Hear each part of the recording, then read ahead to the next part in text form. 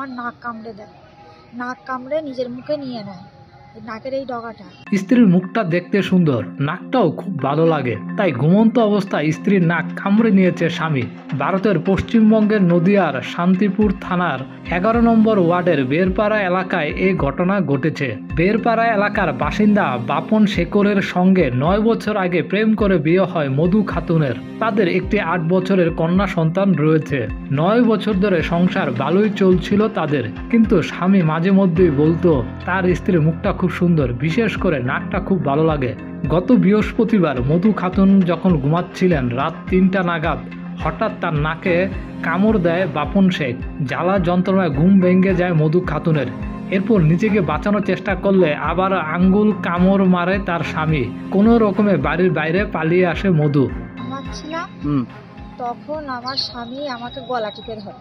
আচ্ছা, গলা টিপে ধরার পরে কোনো রকম ভাবে আমি ছাড়াতে পারি না। গলা টিপে ধরার পরে তারপরে আমার নাক কামড়ে দেয়, নাক কামড়ে নিজের মুখে নিয়ে নেয়, নাকের এই ডগাটা।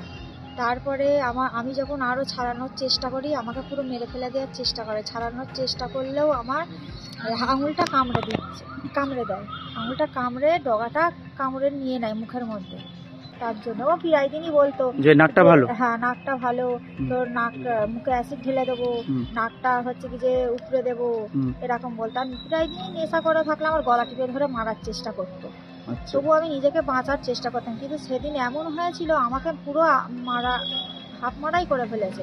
আমি অনেক কষ্ট করে আবার মা গেছিল, দুটো দরজা ভেঙে আমার মা আমাকে বাঁচিয়েছে। মধু খাতুন শান্তিপুর থানায় বাপন শেখের বিরুদ্ধে লিখিত অভিযোগ দায়ের করেছেন। অভিযোগের ভিত্তিতে বাপন শেখকে গ্রেপ্তার করেছে পুলিশ।